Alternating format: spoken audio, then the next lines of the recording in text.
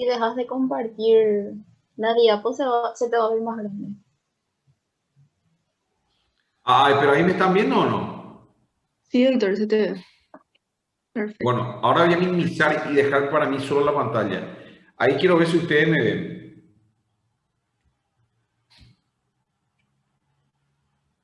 ¿Me ven? Sí, doctor. Sí, se te ve todavía. Bueno, ya está entonces, porque quiero mostrarles algunas cosas. La pantalla se ve bien, súper. Sí. Bueno, la otra vez hablamos de callo óseo y yo siempre digo que el concepto fundamental en traumatología para tener éxito se basa en el buen conocimiento de la biología del hueso. Nosotros hemos hablado de algunas cosas muy importantes la otra vez, que es la consolidación, los tipos de consolidación. Y si eso nosotros no comprendemos bien, entonces es muy difícil hacer un buen tratamiento en la fractura, ¿verdad? Les quiero repasar algo acá. Voy a pasar todo esto, esta imagen quiero tener. Esta imagen quiero que ustedes repasen y rememoren las 4 y 5 etapas que falta una, que es la etapa de remodelación del hueso que está acá. En realidad la primera se divide en 2 etapas. Y todo este proceso quiero que recuerden bien para empezar la clase, ¿verdad? Porque recordando esto es que podemos entender bien lo que consiste en los conceptos de esta habilidad. ¿Me siguen bien, verdad? Sí, doctor. Bueno, vamos a recordar. ¿Cuándo empieza la primera etapa de la consolidación de una fractura? Al empezar la fractura, no se olviden de eso. Al empezar la fractura, esa sería la fase inflamatoria.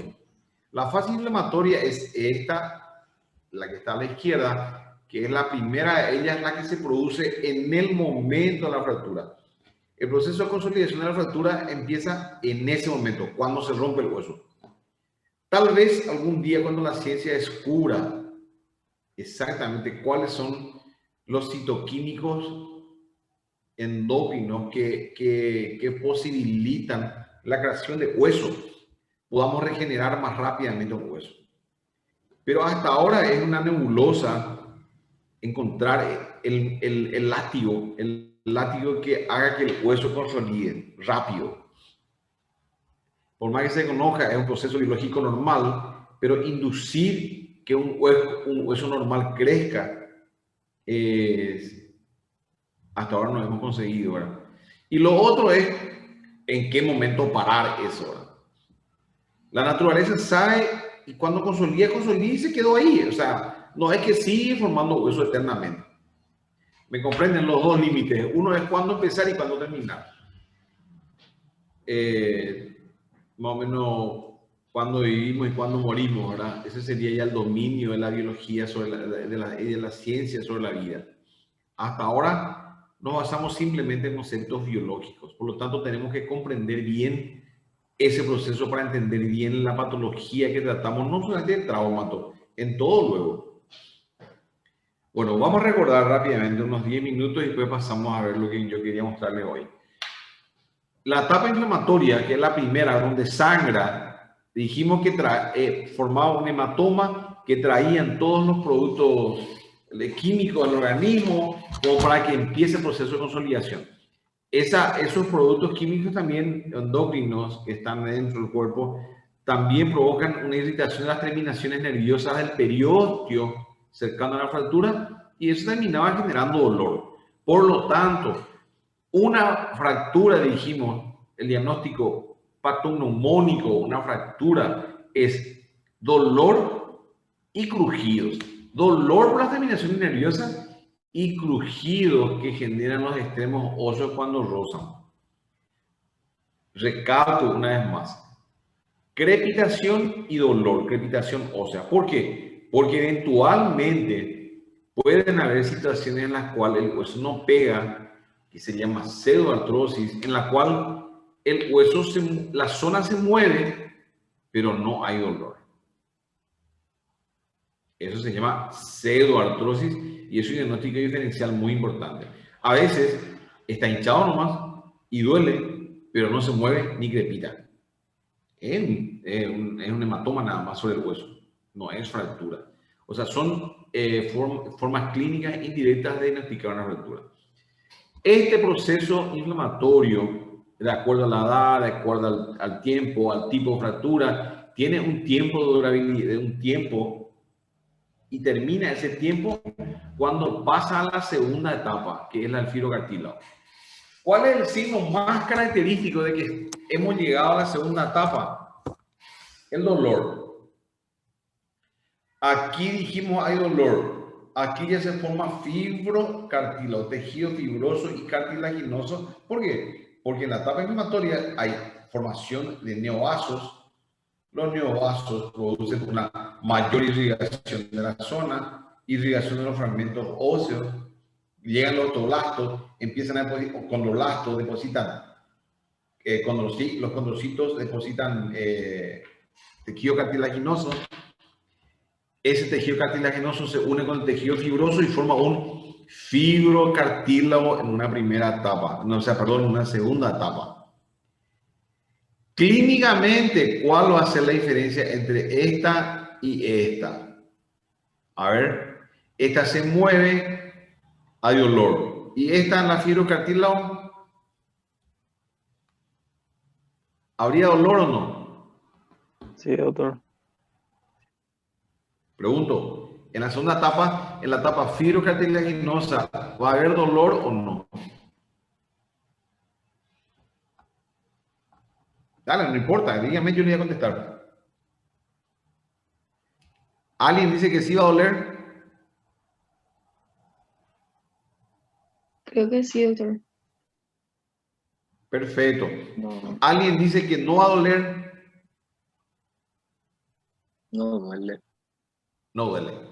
Los dos tienen razón, porque el intervalo de tiempo entre esto y la segunda etapa es muy variable de acuerdo al tipo de fractura, la edad y la localización de la fractura. Entonces, ¿qué va a pasar? A medida que se va formando el tejido fibrocartilaginoso, el paciente va a empezar a poder mover la pierna y cada vez con menos dolor. Y va a llegar a un punto en que ya no va a doler porque estamos pasando a esta etapa. O sea, los dos que dijeron sí va a doler y el otro que dijo no va a doler tienen razón. En una primera etapa, cuando empieza el proceso fibrocartilaginoso, va a seguir doliendo, pero cuando llega al final ya no. Entonces, si esta etapa en un proceso biológico normal, en un chico de 15, 16 años dura 8 días, en un adulto esto lleva aproximadamente 4 semanas para pasar acá. A las 4 a 6 semanas se empieza a ver tejido fibrocartilaginoso en un hueso largo en un adulto. Entre 4 a 6 semanas. Por supuesto que a la cuarta semana le va a doler todavía porque está muy cerca de la primera, pero a las 6 semanas ya va a doler menos. A las 7 semanas menos todavía y a la octava prácticamente no va a doler porque ya vamos a estar en esto. Se va a estar osificando el hueso. Y este proceso dura otra vez unos 2 o 3 meses y cada vez el hueso va a ir consolidando más hasta llegar a la etapa de aglomeración.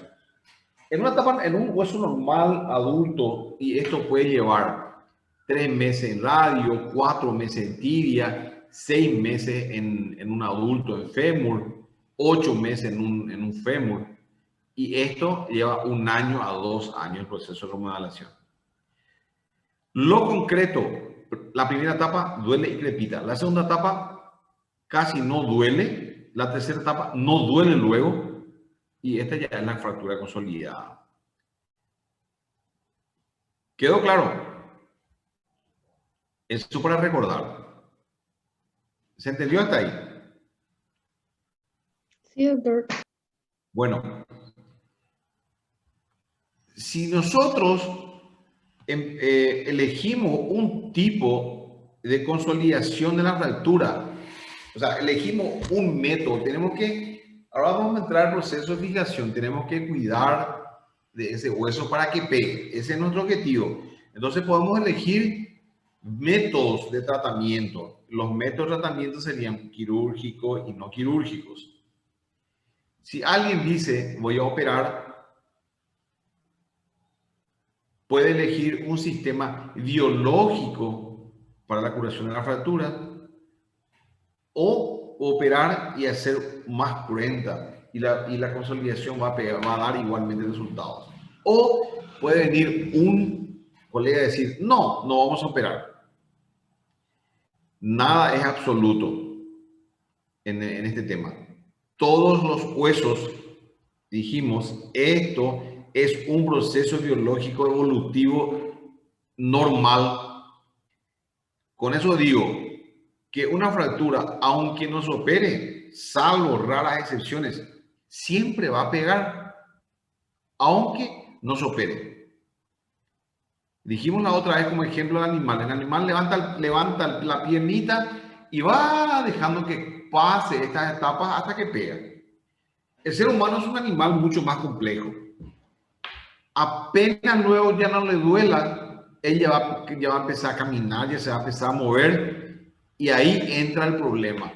Como aquí hay movimiento, sigue el movimiento, el organismo interpreta que como que no se tiene que pegar eso y de la etapa de fibrocartílago no pasa la etapa de osificación. Se queda ahí. De eso nosotros aprendemos del animal aprendemos de que no tiene que haber una quietud absoluta. No, se puede mover, pero el movimiento tiene que ser controlado. ¿Qué digo con eso? Si en esta etapa yo permito un movimiento constante y permanente, no va a pasar a esta. ¿Por qué? Porque dijimos que el organismo va a interpretar como que este segmento del hueso no tiene que pegarse. Entonces no se pega. En esta etapa, en la segunda etapa, yo decido qué va a pasar con esa fractura. ¿Continúo pegando? ¿Permito que se pegue o que no se pegue? Entonces mi decisión de qué voy a hacer, mucho depende de qué elijo. Si elijo no operar, poner un yeso nomás o elijo operar. Porque ustedes ven acá que esto tiene vasos, ¿verdad? Esto tiene vasos. Entonces, si yo elijo un movimiento, mi movimiento tiene que ser ¿cómo? ¿A lo brusco nomás o tiene que ser un movimiento controlado? Acá le voy a decir yo, anda nomás a caminar, se opera o no se opera, anda a caminar, le voy a decir aquí. ¿Qué me dice la razón? Que tiene que ser un movimiento controlado. O sea, yo le puedo permitir al paciente que se mueva aquí, pero yo tengo que saber qué tipo de movimiento darle. Entonces, si yo le digo que se mueva, ¿qué es lo que esta área no me va a resistir? ¿Un movimiento de compresión o un movimiento de rotación? ¿Qué es lo que no va a resistir esta área? ¿Cuáles son los dos movimientos? ¿El de compresión axial al suelo o el movimiento de rotación?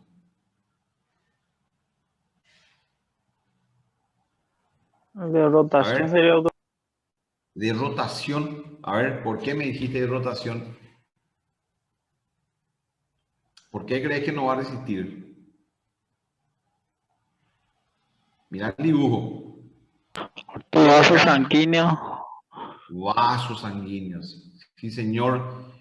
Un movimiento axial controlado va a permitir en una pierna que tiene solamente movimientos de compresión axial de arriba para abajo y movimientos controlados en porcentaje del peso del cuerpo. Es decir, si tiene 80 kilos, yo le puedo hacer pisar 8 kilos. Eso es el equivalente a caminar con muleta y pisar una esponja. Eso va a permitir en forma controlada y cada vez con mayor peso. Pero si yo le digo en un antebrazo, radio y cúbito, y por lo demás también cualquier hueso, pero el radiocúbito, ejemplo más práctico. Si yo desde el principio, si yo a las 3 semanas estando aquí, que ya no duele, le permito movimiento de rotación, ¿qué van a pasar con estos vasos pequeños? Le permito movimiento de rotación, pronosupinación, no va a doler, pero ¿qué va a pasar con estos vasos? Se van a romper, ¿verdad? Se van a romper y entonces no va a pasar a esta etapa. ¿Qué me enseña eso? Eso me enseña que si yo elijo un tratamiento no quirúrgico, igual la fractura va a pegar, pero tengo que controlar los movimientos del paciente y permitirle solamente movimientos movimientos axiales, pero no de rotación. Entonces va a llegar a esta etapa. Genial. Eso hace que yo, si voy a operar, siga el mismo principio y decida en qué momento, qué voy a hacer de entrada y en qué momento permitirle caminar. Si yo elijo una consolidación primaria, como dijimos la otra vez, que es la restitución anatómica 100% del hueso, tengo que hacer una reducción real, después le voy a explicar lo que es reducción real, completa, anatómica y funcional, y una fijación absoluta con placas y tornillos. Esto no me va a permitir movimientos movimientos axiales, me permite, pero no me va a permitir movimientos de rotación. Las placas actualmente permiten que esta fractura tenga una compresión axial. Axial significa este hueso contra este hueso. Si yo la hago pisar, la fractura va a sentir el peso del cuerpo. Va a permitir micromovimientos axiales, pero no rotación. Entonces esta fractura se va a pegar y va a llegar a una estabilidad absoluta, o sea, a una consolidación primaria, significa con una reducción anatómica completa. Pero ¿qué también puedo hacer? Puedo elegir una consolidación secundaria. ¿Hola? ¿Hola? Sí, te escuchamos. ¿Alguien me habló? ¿Me escuchan? Sí. Hola, ¿me están escuchando? Sí, doctor, se te escucha. Doctor, Bueno, me voy a ir otra vez. Si yo elijo una recuperación funcional rápida, precoz del paciente, uno de ustedes se rompió o un colega mío se rompió y es un cirujano, voy a optar por esto, por una consolidación primaria. Tengo que estabilizar la fractura del radio del cúbito porque el tipo tiene que operarlo un mes o los 2 meses. No puedo elegir una consolidación secundaria. La consolidación secundaria es la que yo elijo cuando voy a hacer, por ejemplo, un yeso nomás. Ahí le doy una estabilidad con el yeso o con mi cirugía, pero le doy una estabilidad relativa y el hueso va a crecer más desordenado. A ver, va a crecer más desordenado, pero igual va a crecer. Acá. ¿Ven? Acá yo operé también al paciente, pero creció y el hueso forma un gran callo. En cambio aquí, en la consolidación primaria, el hueso y los canales de Hart se continúan prácticamente y no hay callo óseo exuberante. ¿Ven? ¿Ven cómo la cortical continúa acá y la cortical continúa acá? Bueno, esa consolidación se puede conseguir con una estabilidad absoluta, en este caso hecha como con una placa, ¿verdad? Que me permite movimiento de compresión axial, pero no de rotación. Y finalmente voy a llegar a esto.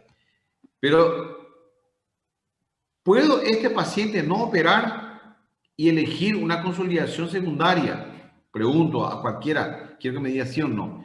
Digo, viene otro colega y dice, no, ¿qué vamos a poner una placa? ¿Qué pucha? Vamos a ponerle un yeso o un clavito percutáneo nomás acá y vamos a hacer que consolide. Puede ser también eso, elegir una consolidación secundaria sin operar el foco de fractura. ¿Será que va a pegar esto con yeso nomás? Este va a pegar con yeso nomás. Esta imagen, si yo digo acá, le pongo un yeso, ¿va a pegar?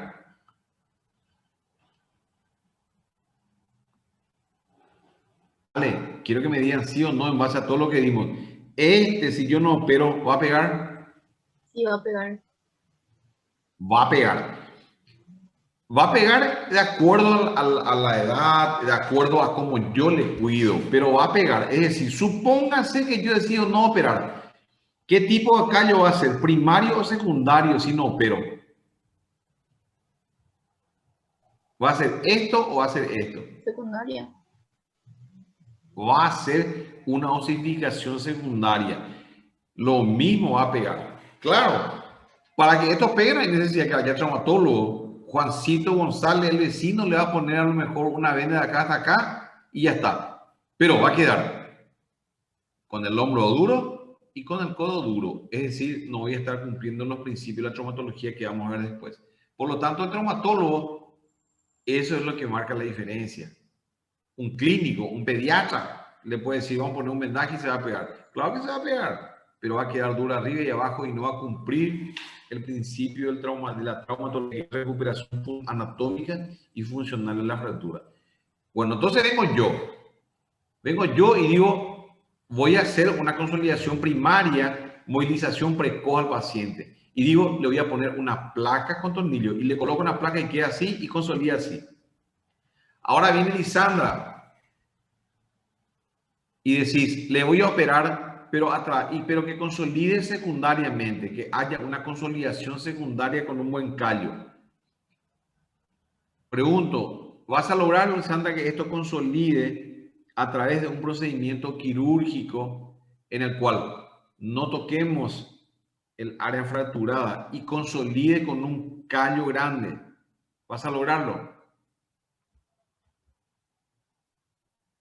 Yo decidí operar y elegir una consolidación primaria. ¿Y vos?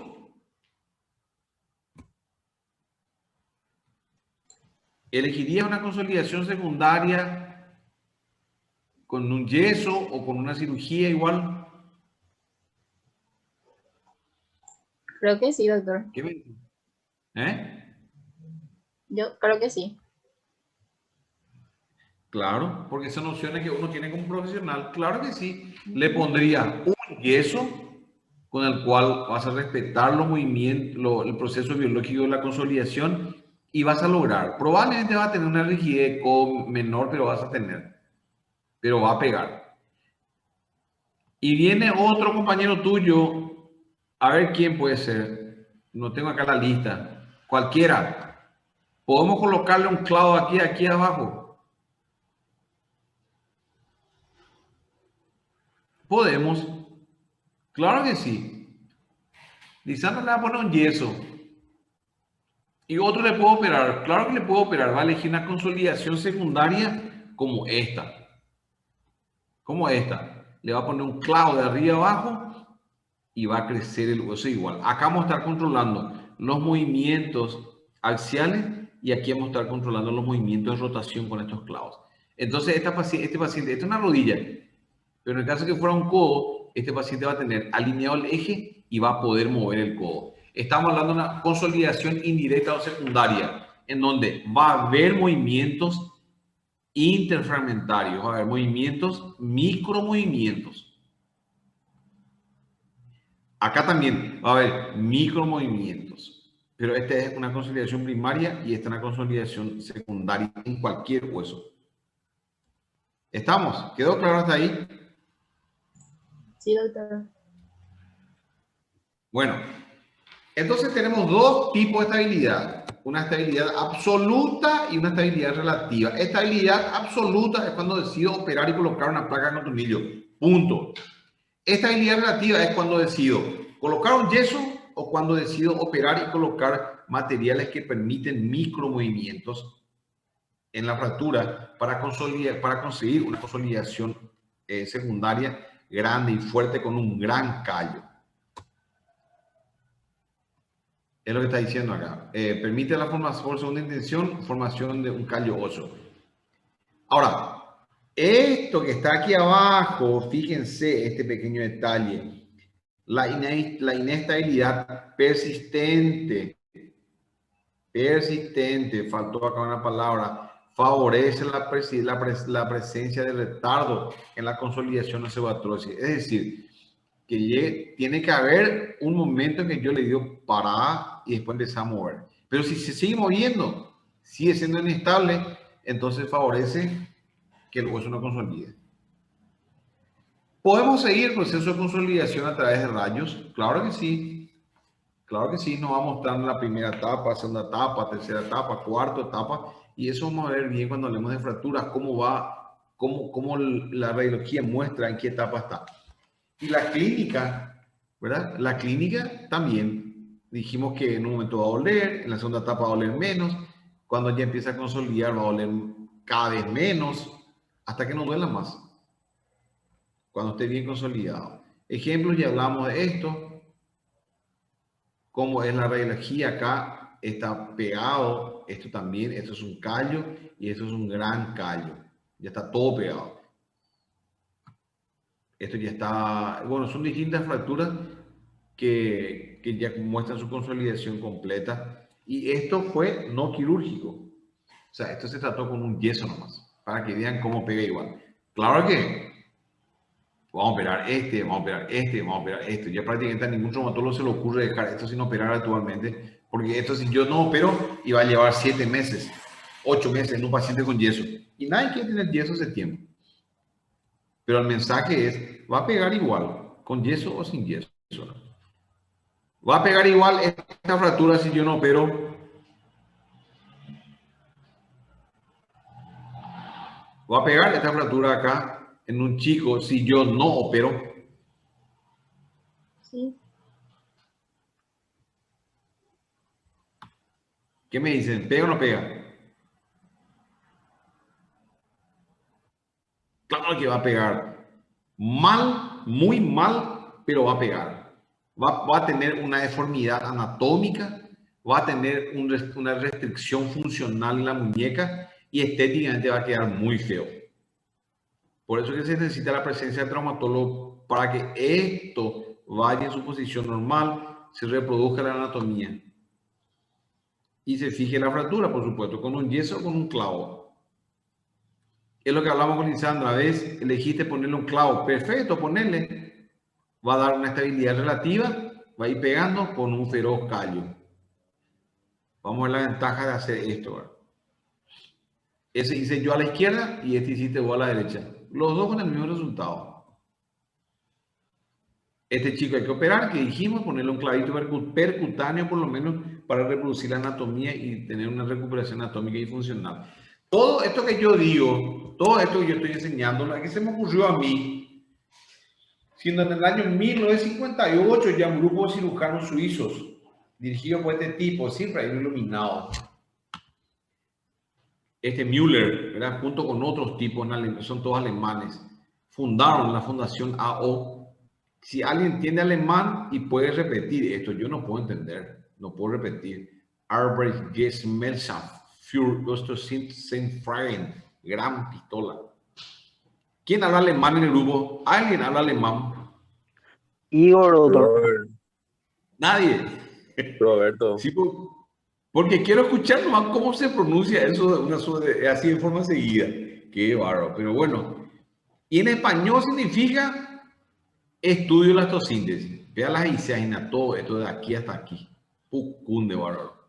Bueno, eso significa estudio de la osteosíntesis. Lo que sí que este grupo se fundó allá en ese lugar en Suiza, en los Alpes suizos, lo distraían. Y después se hizo un mundial. Y es el grupo científico más grande en la historia de traumatología que estudia luego todo esto hasta hoy día y va evolucionando. Va evolucionando y de ahí prácticamente traemos muchas cosas. La sigla AO, Asociación para Estudios Biomecánicos Funcionales de las Fracturas y Difusión de la Osteosíntesis.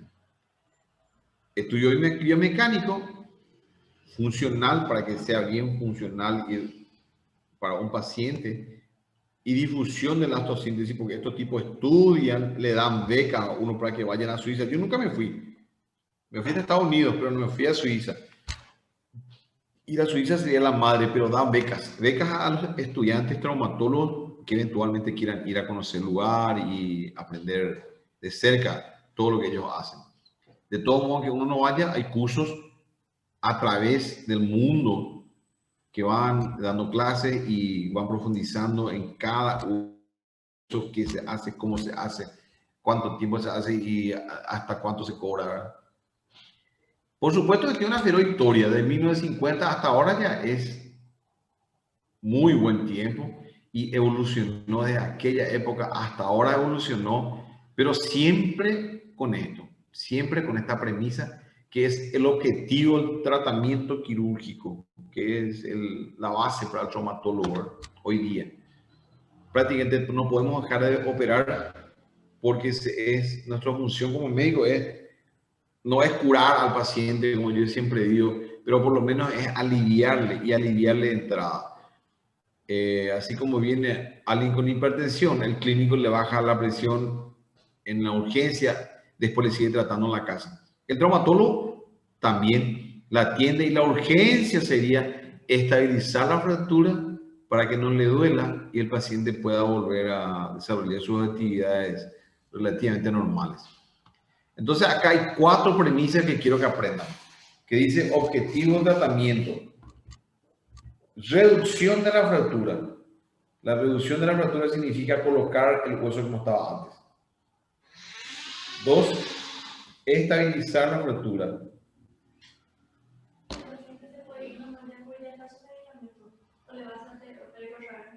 Perdón, me interrumpieron.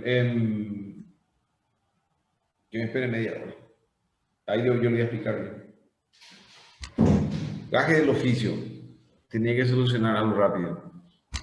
Objetivo del tratamiento quirúrgico, dijimos reducción de la fractura, lograr la estabilización adecuada de esa fractura a través de este procedimiento para que tenga el paciente una movilización y rehabilitación funcional precoz y lograr la fractura. Ese es el objetivo del tratamiento. Puedo fallar acá, en el 1 ya puedo fallar quirúrgicamente en el 2. Si fallo en el 1, en el 2, voy a fallar en el 3 y voy a fallar en el 4. Si fallo en mi tratamiento funcional y movilizo precozmente y todavía no había que movilizar, igual voy a fallar. No voy a llegar a la consolidación de la fractura. Para que vean que la medicina no es una ciencia exacta. Entonces hay que manejar bien esto. Y el que haga traumatología va a tener que aprender de memoria y repetir como bendito todo esto que hablamos, ¿verdad? Bueno, entonces vamos al tratamiento mismo.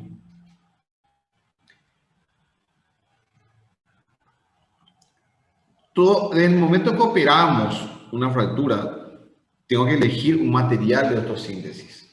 Esto vamos a seguir hablando entre todo el año, porque cada hueso tiene un material diferente, ¿verdad? Pero por lo menos en forma resumida, quiero que ustedes sepan que la osteosíntesis, ¿qué es lo que es osteosíntesis? Ese procedimiento que uno hace en el paciente para colocar un material inerte porque metal. Es un procedimiento entonces que realizamos para reducir y fijar la fractura mientras se pega. Así está, esa es la explicación más simple que pueda tener. ¿De qué están hechos sus materiales? Y esto tiene una larga historia, que empieza con esto, con el acero. Cuando empezó en 1950, imagínense qué tipo de acero, acero de ferretería era, ¿verdad? Las cosas, por supuesto que no evolucionaron bien, porque tampoco tenían en cuenta estas características que tenían que tener los materiales. Después del acero vino el titanio, que solucionó el problema de la biocompatibilidad, pero el problema es que era carísimo, era bien caro. Después vinieron los materiales mixtos.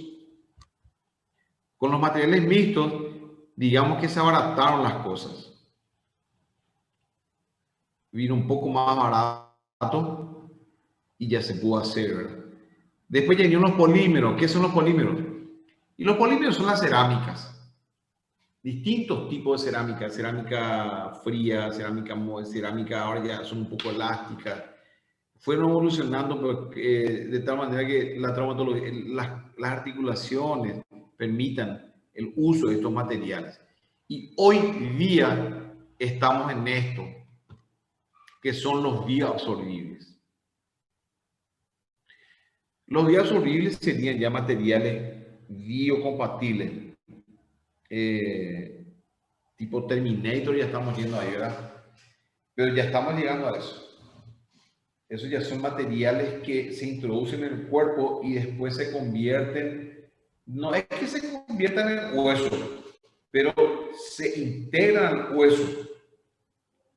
Están hechos principalmente de hidroxiapatita y no sé, otros materiales más complejos, ¿verdad? Que hacen que el hueso no rechace. Ahora, por ejemplo, vienen una mezcla de titanio con bioabsorbibles. ¿Vieron esa película, ese que tiene garras, Wolf? No es lo magnífico. Ay, no me olvidé el nombre de la película. Es una película en la cual el tipo tiene unas garras metálicas de la gran flauta. Wolverine. ¿Cuál? Wolverine. Ahora miren, Wolverine. Ese es. Bueno, y en la película misma lo habla que ese material que tiene titanio, que entra y le sale. Bueno, hasta ahí no llegamos, ¿verdad?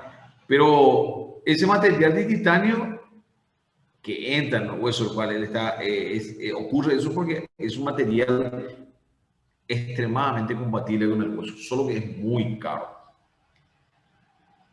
Y ahora vienen los bioabsorbibles, o sea, es titanio con un bioabsorbible para que tenga mayor fijación en el hueso y se quede más o menos de por vida. Y así, esto está tan evolucionado que no sabemos cómo va a terminar. Pero en todos ellos, estas características se cumplen.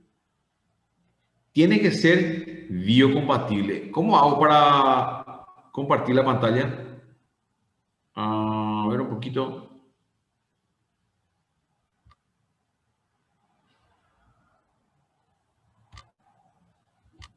Yo estoy compartiendo la pantalla. Sí, estamos viendo la presentación. No, la presentación sí, pero a mí me ven o no. También te vemos. Entonces me voy a ver yo ahora. Ahora quiero verme yo también. Ahora ya me veo. Bueno, sí, porque le tengo que explicar esto y quiero que vean. Estas características, dijimos, tienen que ser biocompatibles. Acuérdense que un hueso, esta tibia, no es un metal. Esto es algo biológico que no es que sea rígido tampoco. Esto, si yo hago así, a ver si se distingue. Bueno, este es un plástico hecho por AO en Suiza que más o menos reproduce la anatomía en un gran porcentaje y la movilidad. O sea, si yo hago esto, a ver, por ahí, ¿ven que se mueve? Se nota mínimamente que se mueve. ¿Ven? A ver, mi dedo voy a poner acá. Ahí se mueve. Es muy difícil distinguir la movilidad que tiene, pero como el ejemplo vale ya. Este sí se va a mover acá. A ver, este es un radio. ¿Ven que se curva? Sí, se ve. Sí, se nota. Bueno. Entonces, el material que se utiliza tiene que tener esta misma condición biomecánica. ¿Por qué? Porque si esto es móvil y yo le coloco un material dentro de este hueso que no reproduce, el hueso va a ser recto, ¿verdad? Pero el material sí o sí va a tener micromovimientos que va a terminar rompiendo. Y eso se llama fatiga. Por ejemplo, un alambre. ¿Cómo rompemos un alambre? Y empezamos a torcer hasta que se calienta y se rompe, ¿verdad? Eso se llama fatiga. El material no aguanta los movimientos a los que se sometió y se rompe. Ahora, para poner por un hueso, tiene que reunir ciertas condiciones, como se llama, y son, ahí están, cuatro elementos, cuatro premisas tiene que tener cualquier material que se usa en traumatología y cuanto más tenga, más caro es. Dicho sea de paso, ¿verdad? No tiene que ser rígido, pero no tiene que ser tan rígido, no tiene que ser algo como esto. ¿Ven esto? Esto es una prótesis de cadera. Pero yo puedo usar como martillo. No se aplasta esto. El tallo tampoco se deforma porque entra en el fémur proximal. O sea, esto es absolutamente rígido. No tiene micromovimientos. Pero hay otros que sí. Que pueden tener un pequeño movimiento. Y eso le da la rigidez. Hay algunos que son más rígidos, como este. Hay otros que son menos rígidos, como esto, ¿verdad? ¿Ven? Que se deforma. Esto puede deformarse. Son menos rígidos. Es rígido, pero no tan rígido como este. Entonces, el material tiene que tener cierta capacidad. Esa capacidad que tiene el material de deformarse, que le da su rigidez, es lo que se llama elasticidad. Es la capacidad del implante de sufrir una deformación y volver a su forma original. A ver un poquito este. Esto es metal, esto no es titanio, es acero. Pero si ya hago esto, a ver, ahí estoy haciendo. Pero al largar, al dejar de dar fuerza, él retoma su posición normal. O sea, no permite que se vaya hasta el fondo, pero tiene cierta movilidad, esto, y va suelto y retoma su posición normal. Eso es para reproducir el movimiento de este hueso. O sea, él puede sufrir una deformación, pero retoma su forma original. Esa es la capacidad elástica que tiene el material y es diferente en un acero, en un titanio, en un molibdeno. Depende de cada material. También tiene que ser, a lo mejor yo uso un material, todo eso y se rompe. Pero este, por ejemplo, puedo toser, no se rompió. Esa es la plasticidad, o sea, este material tiene mucha plasticidad, se deforma pero no se rompe. ¿Ven? Se deforma así, pero vuelve a tener a su posición normal. Eso es la plasticidad. Y finalmente está lo que hablamos en un principio de la fatiga. ¿Sí? El material, sea el que fuere, si se somete a un movimiento continuo y persistente, por la movilidad de la fractura, se va a romper. O sea, todas estas condiciones se tienen que tener en cuenta para la calidad de un material. Y aquí viene algo muy clásico, que quiero que entiendan y comprendan hoy. Esto termina y comprenden eso. Aparte de lo que les dije, ya está muy bien. Nosotros los médicos en este momento de la vida pasamos por una situación muy complicada. Ayer estuve viendo penosamente un WhatsApp mío, de un grupo por el cual yo formo parte, en donde le estaban dando con caño a los médicos y a los sanatorios, ¿verdad? No estaban dando con caño. De hecho que el ser humano probablemente sea el animal más insaciable, ¿verdad? Nunca le vas a dar gusto. Pero es de tan mal gusto cuando a uno le tratan de comerciante. Yo no digo que no haya comerciantes médicos que comercian, es muy probable que haya, pero eso ofende a la gran mayoría. Y cuando en un grupo, en el periodismo, ya le culpan luego al médico como un asesino, como le culpaban a este tipo, al doctor Villa. No sé si habrán leído por los diarios que un chico de 15 años, obeso, mórbido, se fue a terapia. Y le crucificaban al colega diciendo que él dio los metines y que por culpa él estaba en terapia. Así fue. La realidad es que este chico es mórbido, tiene casi como 300, 200 kilos y fue a terapia por su COVID. Pero le crucificaron al médico, los periodistas. Esa misma desconfianza es la que uno tiene en el consultorio y los pacientes por lo general creen de que uno le opera porque le quiere cobrar caro. Si ustedes ven estas características que yo les dije aquí, que acá en la computadora, que el material tiene que reunir todas estas condiciones. Y bueno, entonces vamos a lo económico. Para que esto reúna, todo esto reúna adecuadamente, de acuerdo al tipo de peso que vamos a utilizar y el tipo de material. Por supuesto que esto que yo tengo en la mano, ¿sabe qué material es? Acá dice, y este es suizo.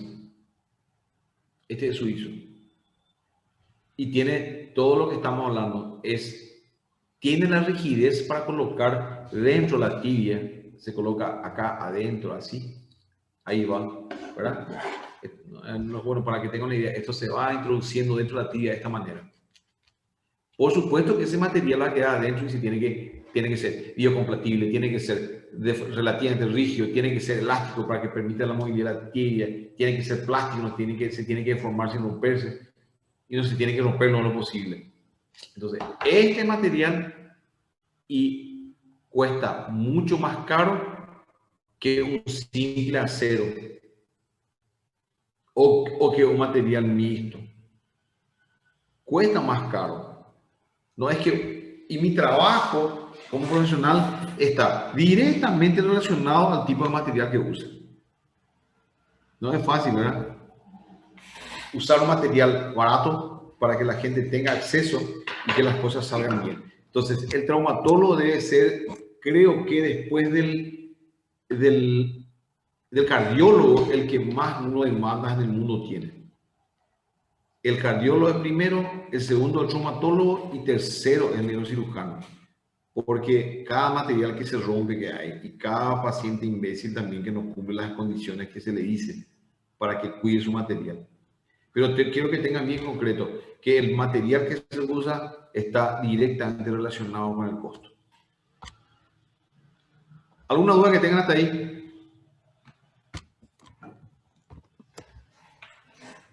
Creo que se entendió todo, doctor. Bueno.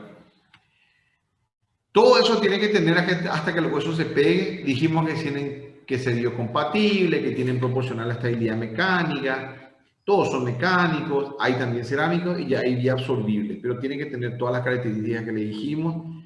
Para repetir nomás los 4 objetivos en el tratamiento de la fractura. De memoria, reducción de la fractura y restablecer la anatomía. Lograr la estabilización adecuada de la fractura. Movilización y rehabilitación precoz, consolidación de la fractura. 4 conceptos que tiene que tener el traumatólogo como tratamiento de la fractura, sea quirúrgico o no quirúrgico. Esa es la base de nuestra ciencia, nuestro objetivo. ¿Qué es reducción? Vamos a darle un concepto teórico lo que es la reducción. Restablecimiento de los fragmentos óseos de una fractura en su forma anatómica y funcional en un 100%. Un concepto teórico, porque es muy difícil hacer una reducción anatómica 100%. Podemos considerar una recuperación funcional del 100%. Y también todos apuntamos a que haya una recuperación funcional, sobre todo del 100%. Pues yo puedo tener una reducción anatómica parcial de un 50%, pero una restitución funcional del 100%. No está relacionado anatomía con función, porque la función está dada a nivel de la articulación del hueso. La articulación es lo que permite la función 100%, o los músculos, o los nervios. No es solamente el hueso. Entonces, puedo tener una recuperación anatómica al 50%, pero con una recuperación funcional de 50, 60, 70, 80 o 100%. El médico va a apuntar siempre al 100%. Aunque no lo logre, nuestro objetivo es llegar a la mayor funcionalidad posible. Entonces, una cosa es reducción teórica, pero de todos modos la definición es restablecimiento anatómico de los fragmentos. El objetivo es recuperación funcional en un concepto teórico del 100%. ¿verdad? Entonces dividimos esta definición en anatómica y funcional. Anatómica, restablecimiento anatómico de los huesos, y funcional, restablecer los fragmentos de hueso de tal manera que consoliden y aseguren una función articular normal. Esto para repetir lo que ya vimos, la estabilidad absoluta, que prácticamente ya no existe, ¿verdad? Ahora ni se busca actualmente. Lo ideal es, dijimos en un principio, que tiene que haber cierto movimiento, pero controlado. Sobre todo axial y nunca rotacional. ¿Cómo podemos conseguir esto? Por técnicas traumáticas. Se opera, se abre por una técnica, dijimos, en la cual se abre la fractura. Ahí rompemos todo el principio biológico de la recuperación de las fracturas. ¿Verdad? Al abrir el foco, estamos perdiendo el hematoma. Ahí ya nos fuimos. Estamos perdiendo prácticamente el 80% de lo que deberíamos de haber cuidado. El hematoma, en lo posible, no se toca más. Pero si igual conseguimos la consolidación con complicaciones y no siempre es lo ideal. Hoy usamos para hacer esta estabilidad absoluta una técnica atraumática en el que no se abre el foco de fractura.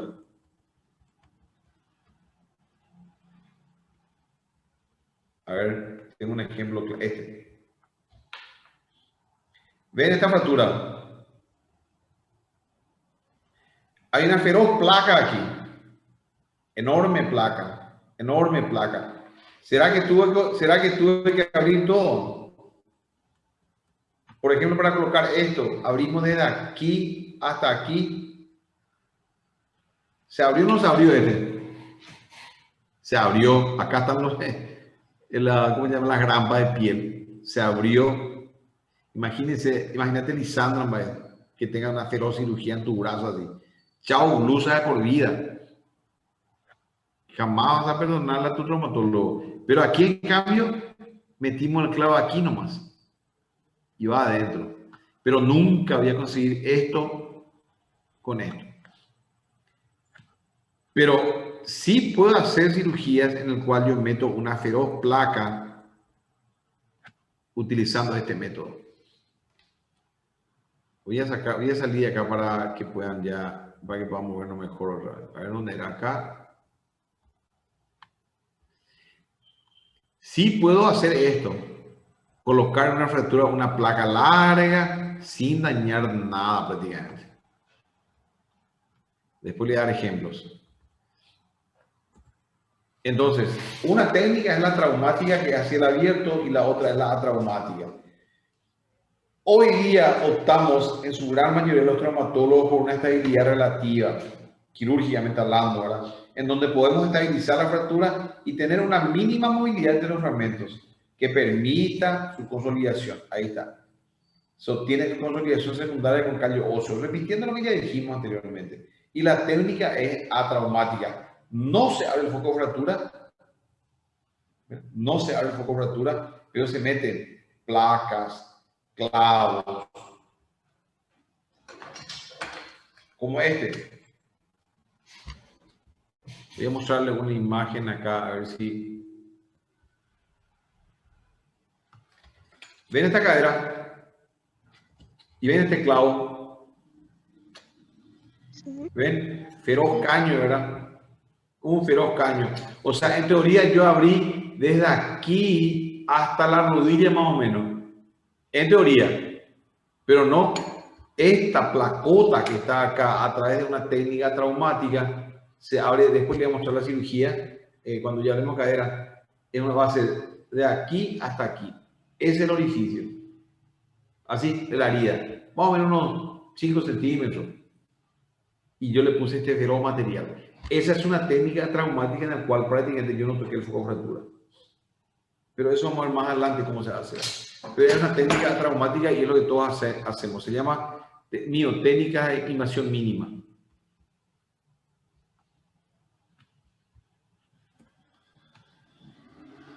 Resumiendo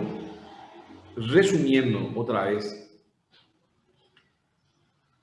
Grandemente, todas las fracturas necesitan aporte sanguíneo para unirse. podemos conseguir esto así. Y antes se hacía, ¿verdad? Pero había muchas complicaciones, retardo de consolidación, infecciones, porque se pelaba el hueso, se ponía una linda placa con tornillos, pero la biología se destruía completamente, ¿verdad? Después ya vino esto. Esto es un principio, acá está, 1958, reducción anatómica. Tenía que quedar así, perfecta la fractura. Fijación rígida y movilización precoz. Pero ¿qué pasaba? El proceso de reducción hacía que se abra la fractura y se desvitalice todo el hueso. Por lo tanto, no es mejor para los tejidos blandos. No, por eso acá está bien grande. No es mejor. Ese ya en el 2000 más o menos, ¿verdad? Reducción funcional, fijación estable, preservar la vascularización. Se tocaba lo menos posible para que la fractura pegue. Y hoy día es esto. Se respeta luego la biología de la gran flauta. En este caso una placa. Después vamos a mostrar la técnica. Pero se mete la placa acá hasta la fractura. No se toca el hematoma. Se fija. Se permiten micromovimientos. Se convierte en una estabilidad relativa. Pero permite que el paciente movilice precozmente hasta llegar a la fijación, hasta la consolidación de la fractura. Claro que técnicamente es mucho más complejo porque hay que tener esto, cirugía guiada por imágenes, un arco en C se llama, que no en todos lados hay, ¿verdad? ¿Dónde queda la estabilidad absoluta, fijación primaria actualmente? Y acá, fracturas intraarticulares. Generalmente las fracturas, ya esto no tanto luego, las intraarticulares y las fracturas metafisiales. Tipo A, después voy a explicar qué significa, no otra oportunidad, ¿verdad? Pero actualmente la estabilidad absoluta y fijación primaria se ve en fracturas intraarticulares y fracturas metafisiales. Es más técnico y yo después, cuando hablemos de esto, lo voy a explicar. Acá está, por ejemplo, ¿verdad? ¿Por qué? ¿Por qué habla de fractura intraarticular y metafisiales? Y porque estamos cerca de la articulación. ¿Cómo voy a lograr un movimiento? ¿Cómo voy a lograr una recuperación funcional precoz en un codo, en una rodilla, por ejemplo, sino a una fijación estable? Esto es fijación estable primaria. Pero ojo, no es que estaba abierto desde aquí hasta aquí. Antes sí hacíamos eso. Pero ahora no. Esto es percutáneo. Acá nomás se mete la placa o se corta de aquí hasta aquí. Y esto se hace bajo un procedimiento guiado por arco en C. Esto es una fractura cerrada. Acá se respetó el foco de fractura. Aparte que hay que lograr movilización precoz en un caso de fractura articular. Fractura de radio cúbito. Estos son ejemplos ya de fijación rígida. ¿Puedo hacer acá un enclavado no medular? Pregunta al curso. Para lograr una movilización precoz en un paciente adulto, ¿puedo poner un clavito acá y lograr una movilización precoz? ¿Puedo o no puedo? Si yo pongo un caño acá. No, ¿verdad?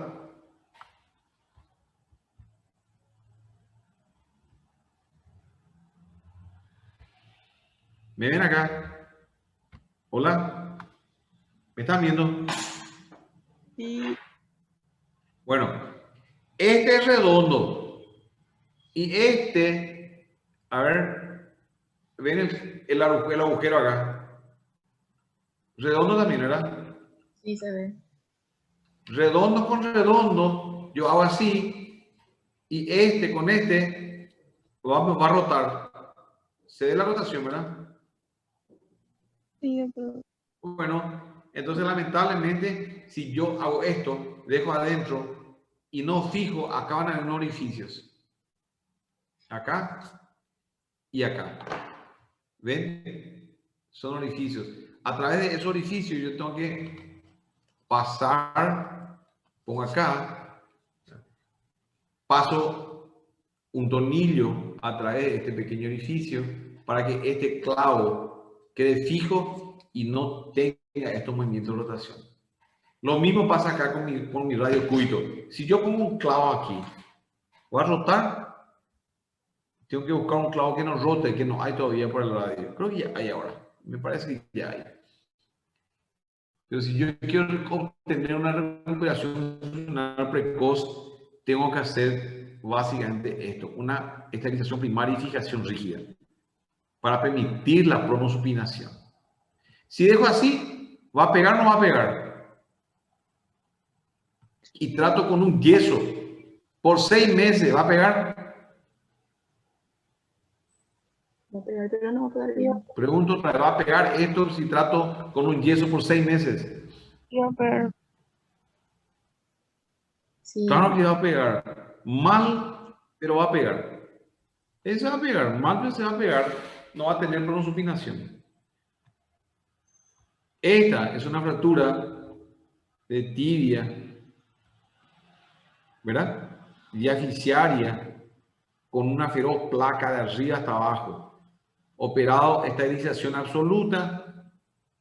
En realidad va a ser una estabilización relativa porque esto va a permitir movimientos axiales porque no está totalmente fijado. Hacemos una estabilización relativa, pero ¿qué pasa?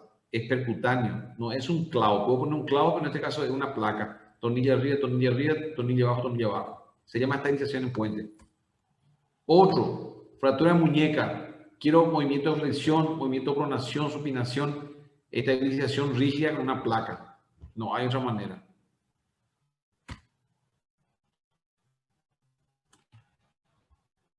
Fractura tibia. Estabilización rígida, consolidación primaria con una placa, pero no hay placa. Se hizo una estabilización relativa por vía percutánea. También se puede hacer así el abierto directo. Otro ejemplo, la cadera que le acabo de mostrar, es una estabilización relativa. Se hace una herida pequeñita, se fija este fragmento grande con la cabeza, esto se deja suelto y después hace un gran callo, ¿ven? Feroz callo. Pega 100%. Otras, estos son ejemplos nomás ya.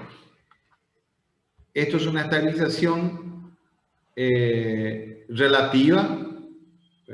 Va a ser una consolidación secundaria porque va a ser un feroz callo. Esto se puede hacer a cielo abierto, se abre de aquí hasta aquí, que no es lo recomendable. O una herida acá de 2 centímetros y se mete este clavo hasta aquí. Se hace una esterilización relativa con una consolidación secundaria hasta que pegue. Si este paciente pisa más de lo habitual y puede terminar rompiéndose la placa, por eso hay que cuidar siempre, ¿verdad? Ahí está. Movimiento controlado siempre. Hay que dar, puede pisar, no puede pisar así, tengo que tenerlo, ¿verdad? Y siempre se produce una consolidación con callo exuberante porque la movilidad estimula la formación de callo. Ya hablamos muchas veces de eso. La histología de una fractura con consolidación secundaria donde se muestra un feroz callo. ¿Puedo elegir otro material que no sea placa? Estamos hablando de esterilización primaria con placas, con técnica atraumática en el cual no se abre el foco. Pero acá, ¿puedo conseguir una esterilización relativa con otro material? Sí. Con este material que es un clavo. Este material que tengo acá. Este material es un clavo endomedular que se usa en tibia, húmero y fémur principalmente. Con eso consigo una estabilidad relativa con estos orificios que están acá, que son ovalados. Después ya, eso ya es más complicado. Tiene una función técnica este orificio ovalado. Por algo está así, ¿verdad? Este es redondo que fija totalmente y este ovalado. Permite movimiento axial, el clavo, pero este orificio acá impide la rotación. Cumple con el principio fundamental y a una estabilidad relativa, no abro el foco de fractura. También la placa en puente que le mostré y finalmente con esto se consigue también una estabilidad, una consolidación secundaria a través de una estabilidad relativa. Esto se llama tutor externo. Ahí ven la imagen. Esto es un tutor externo. Puede ser una fractura multifragmentaria, puede ser una fractura nada más que ahí. Pero con esto puedo llegar a conseguir la consolidación de la fractura, a pesar de que por lo general se usa como un elemento transitorio de urgencia. Llega un paciente con esta fractura y no puedo operar en la guardia, tengo que hacer el análisis de sangre, estabilizar al paciente, son por lo general politraumatismos. Entonces coloco un tutor acá, ¿verdad? 4 a 6 semanas, después quito eso y le coloco esto, un clavo adentro, a través del orificio que tiene acá, ahí se coloca, pero le quito todo lo de arriba. O sea, una cirugía en 2 tiempos. Es el ejemplo, así llegó en la guardia, así se le colocó en la guardia, pasó el tiempo y le colocamos o una placa a la 3ª, 4ª semana, le colocamos esto por vía percutánea sin tocar el foco de fractura. No voy a conseguir una reducción anatómica funcional del 100%, una reducción anatómica del 100%, pero sí una recuperación funcional completa del tobillo y de la rodilla. Objetivo logrado y se va a consolidar el foco de fractura. Si no me gusta esto, porque no tengo esto, y le coloco esto, un clavo endomedular. También con el mismo principio. Voy a buscar una consolidación secundaria a través de una estabilidad relativa, con un clavo endomedular. ¿Ven? Acá está el orificio oblicuo que permite que tenga movimiento axial y el tornillo antirotacional. Tornillo antirotacional, tornillo antirotacional. Ejemplo, ahí está un ejemplo, una fractura multifragmentaria de fémur, clavo abajo, tornillo arriba, tornillo abajo, hasta que va formando callo. Acá se nota la imagen que tiene, el callo se va formando y termina así. Consolido todo. Y estos son más ejemplos nomás. Este se ve muy feo. Este es un lindo ejemplo. 14 años. Fractura multifragmentaria. Vean la multifragmentaria en la imagen. Ahora 1, 2, 3, 4, 5, 6, 7, 8, 9, 10 fragmentos. Recontra fracturado. Se le coloca un tutor. Esperamos que esto pase a la segunda etapa de tejido fibrocartilaginoso. 4 a 6 semanas, no duele más. Se quita y se coloca una placa. Desde acá hasta acá. ¿Ven? A través de este orificio. No tocamos para nada ninguna de las fracturas. Y se fija con tornillos la cantidad que sea necesario. 1, 2, 3 arriba. Este fragmento agarra acá, este con este. Este tornillo agarra este con este. Este agarra acá en el medio. Uno más y después 3, 4 sueltos. ¿Ven? Así pega. Espectacularmente bien. Y bueno, y así acá lo dice, conversión a placa puente con técnica MIPO. Consolidación en 3 meses.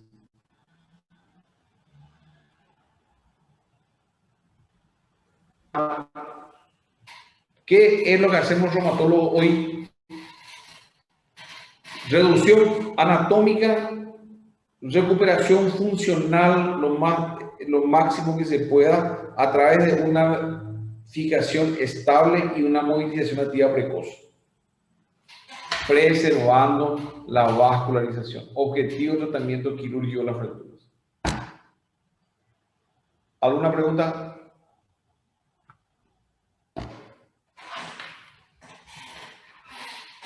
¿Están por ahí o se fueron todos?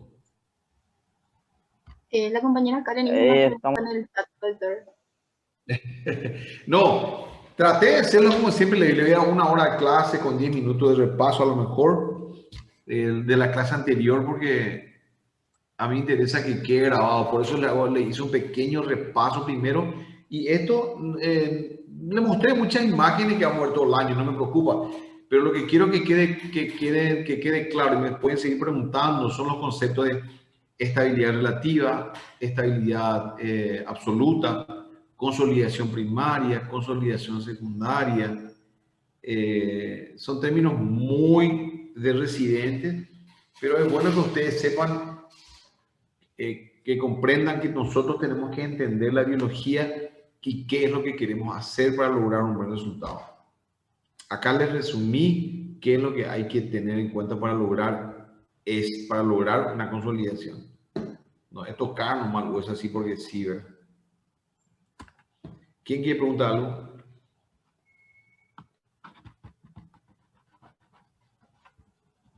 A ver, ¿alguna pregunta?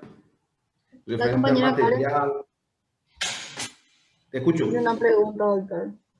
Dijo, ¿de Te qué escucho. dependería que con la técnica traumática se logre la estabilidad absoluta? En una de sus diapositivas mencionaba que a través de dicha técnica también se podría conseguir la estabilidad absoluta. Sí.